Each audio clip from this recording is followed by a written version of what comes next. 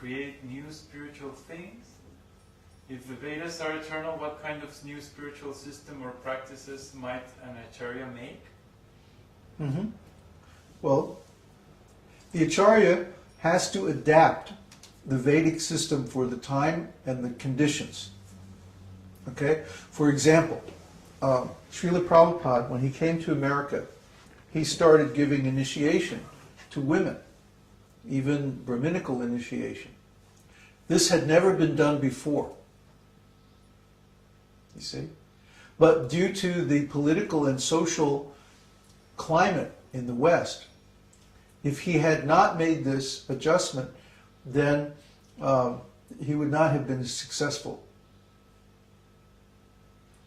Why? Because in Western society we have this idea that men and women are equal. It's not true, but that's what people think.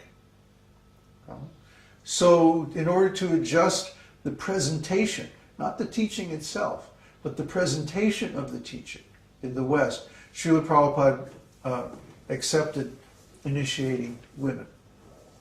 It led to all kinds of problems. I mean, anytime that you have men and women mixing intimately, there's going to be all kinds of problems because of sex desire. So he accepted that. He also accepted people who would never be accepted in a spiritual school in India, like homosexuals. Prabhupada pretty much accepted everybody because he was starting from scratch. He had no help from his godbrothers, just like we do. He had no help. Because Prabhupada did not accept the nonsense politics in Gaudiya Math. Just like we don't accept the nonsense politics in ISKCON. Same situation. So he had to start from scratch. Now, we have a little bit different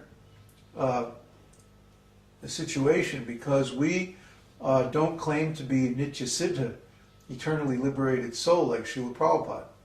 We're just a sadhana siddha, someone who attained self-realization by sadhana in this lifetime. So actually we have much less qualification, much less potency than Śrīla Prabhupada, and that's all right. We're just doing our duty according to our means. But we find that, for example, to deal with the complexity of householders and marriage relationships and children and all of that is very, very difficult for us.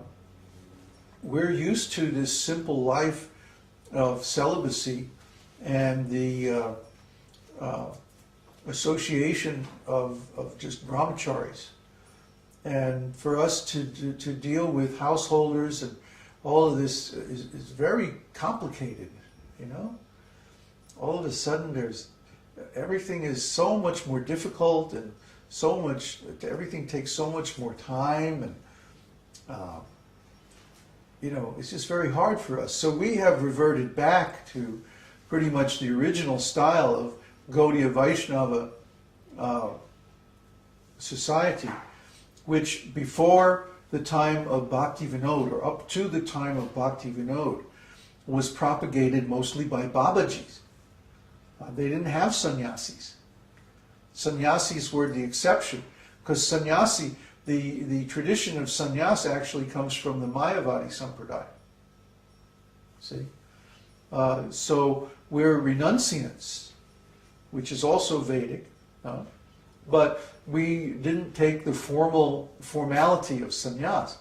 But in our time, sannyas has also become perverted by this institutional politics. And now sannyas means, if I take sannyas from an ISKCON guru, I can only preach in ISKCON. I can't preach in Gaudiya Math. I can't preach to the Ramanandis. I can't go anywhere. I can only go in ISKCON and preach, and that's the only place that accepts me as a bona fide sannyasi. But wait a minute, sannyas means that you give up this idea of material designations.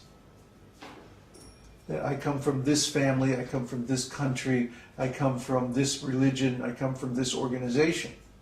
See, that's the meaning of sannyas. You give up all these things. So to take sannyas, and then the result is I can only preach to this particular organization, seems very contradictory to me. So I didn't like to take sannyas. Also, I actually searched for a sannyas guru for about 10 years. Once I got into this mood of renunciation, I looked around different Vaishnava organizations, and I couldn't find anybody that I could accept sannyas from.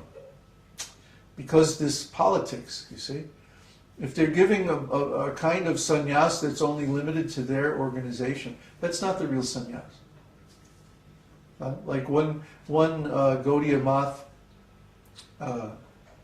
guru said, well, I'm not going to give you sannyas because you're not preaching in Gaudiya Math. Actually, he didn't even get to say anything about it. His disciples decided this for him. Oh, do you want to join our group? No, I don't want to join your group. I just want sannyas.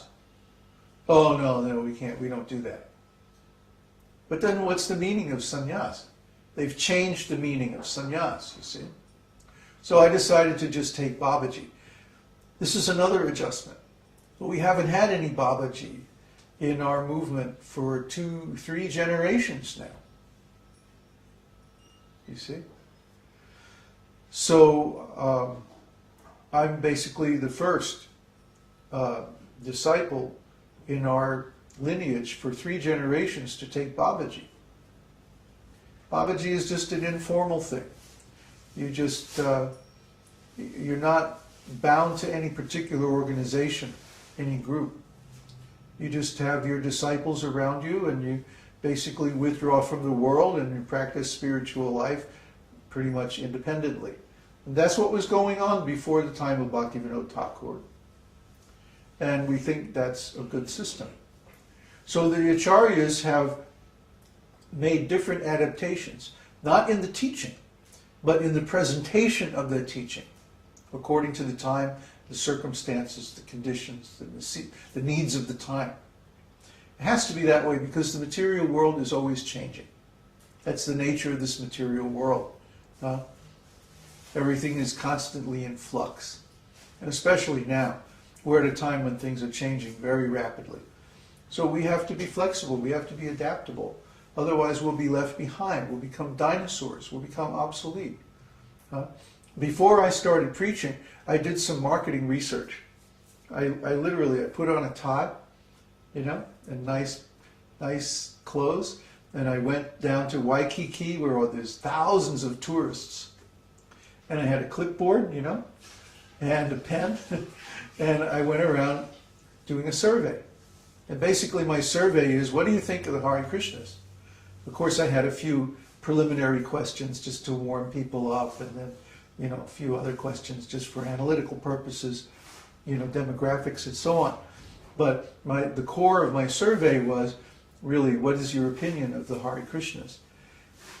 And I got almost 100% negative response. Almost 100%, more than 99% negative. So my conclusion was, I can't preach under the name of Hare Krishna. I'm going to have to come up with another name.